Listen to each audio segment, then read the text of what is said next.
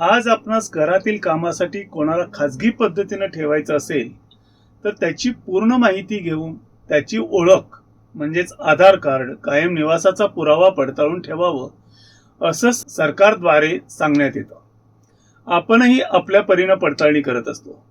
मात्र अशी काळजी घेणं हे छत्रपती शिवाजी महाराजांच्या कार्यनीतीचा महत्वाचा भाग आहे. रामचंद्र पंत अमात्य यांनी लिहिलेल्या आज्ञापत्रात ते स्पष्टपणे सांगण्यात आलंय. त्यातील एका आज्ञापत्रात वैयक्तिक सुरक्षेबाबत कशी काळजी घ्यावी या संदर्भातही मार्गदर्शन केलंय. घरात, स्वयंपाकघरात किंवा सातत्याने जवळ राहणारे सेवक हे अत्यंत विश्वासू हवेत.